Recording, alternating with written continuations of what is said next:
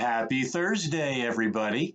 And it is lab day, as you know. Well, today, what I'd like you to do is first try to complete the classroom activity in your books.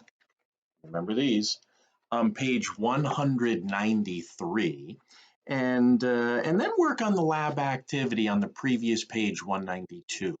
Now, in order to complete both of these activities, I want you to use your notes, use the videos that you've watched, but what I really want you to focus on for the lab activity, really, if you have limited time, what I'd really like you to focus on is question number 3 of the observations.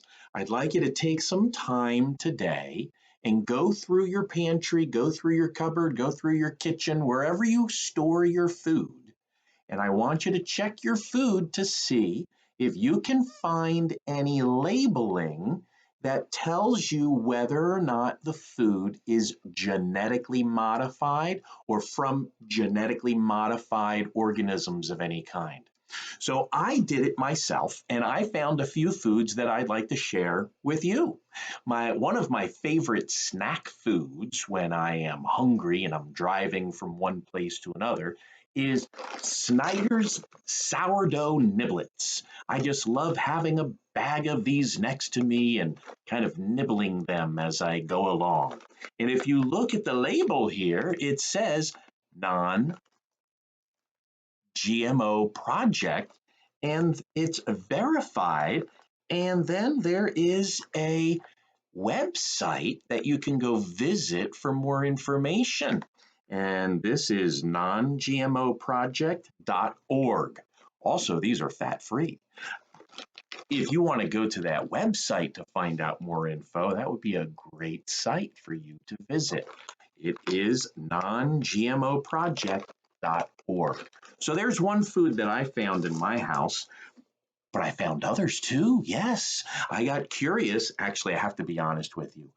I didn't find them. I asked my wife to go through our food to see if she could find any labeling. So I have to give credit to my wife. And she found one of my favorite vegetables. One of my favorite vegetables is cream corn. And cream corn, the Del Monte variety, is non-GMO. I found a label, non-GMO. One of my favorite lunches during the weekends, at least, not every day. I mean, you know that in school I have my granola bars, applesauce, and sips, and that's about it. But on the weekends, I splurge and I treat myself to a toasted tuna fish sandwich. And this is my favorite tuna fish, by the way. Chicken of the sea, chunk like in water, not oil. But if you look at the label real close, it says non-GMO. You can see it right there. How cool is that? I have a healthy dose of non-GMO foods too. By the way, that's not it. I have more. One of my favorite desserts, if I have a hankering for some sweet and sour, is pineapple chunks. And Dole pineapple chunks, according to the label, is made from non-GMO foods. So check it out.